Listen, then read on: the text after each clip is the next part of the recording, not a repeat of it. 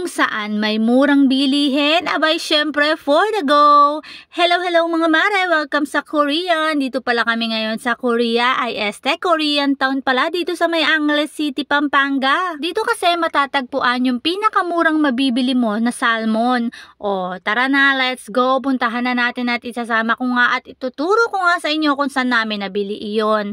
At talaga naman mga mare, mura lang talaga siya, 100 pesos.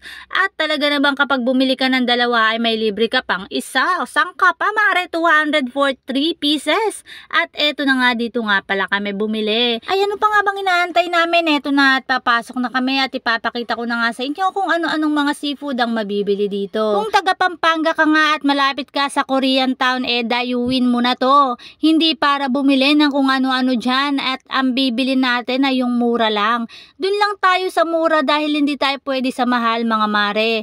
Dapat tayo lang ang minamahal na mga jowa natin. So ayan mga mare, kung nakikita nyo naman, ipinapakita ko rin yung presyo dyan. Para nga may idea din kayo kung magkano nga ba yung mga presyo ng mga seafood dito. Yung partner ko kasi mahilig manood sa YouTube. May napanood nga siya na mabibilan daw dito ng mura at talaga namang mahal sa restaurant.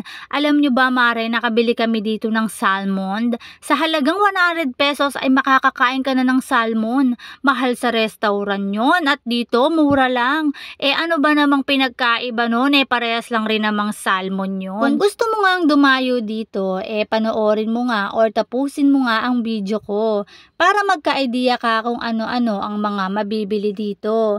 Meron silang mura at syempre meron din silang mahal. Pero magagandang klase naman talaga yung mga seafood nila dito. Meron din silang pang shabu-shabu dyan. Marami kasing restaurant dito na Korea at Japanese restaurant. So ayan na mga mare, ito talaga yung dinayo namin. Meron ngang namakyaw at ang dami rin talagang binili, kaya eto na lang yung nadatnan namin. Kaya nga't ayan, tinitignan-tignan muna namin kung meron ba talagang laman itong mga mabibili namin dito.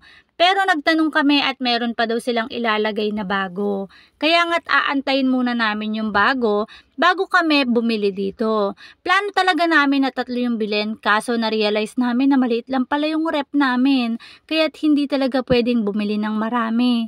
Eto nga mga mare, ang iba pang pwede pang mabili dito. Kita nyo mga mare, ang presyong may mga mura pero may mga mahal din na talagang mabubutas yung bulsa mo. Kita mo mga mare ang salmon, ang presyo ginto. Ang presyo talagang bubutasin nga yung bulsa mo. Kaya't kung gusto mo nga mag-salmon mare, pwede na yung center bone. Parehas lang naman yun. Ano bang pinagkaiba nun, 'di ba? Kahit naman siguro kayo masasabi nyo rin na parehas lang yun. Pero magkaiba ang presyo mga mare. Syempre doon na lang tayo sa mura. Kaysa sa mahal, talagang butas ang bulsa natin. Kita nyo mga mare ang presyo ng salmon, Tapos pag binenta sa restaurant, talaga namang pagkamahal-mahal din. At ayan na mga mare ha, yung isang plastic niyan, hindi yan 1 kilo lang, sobra-sobra pa yan.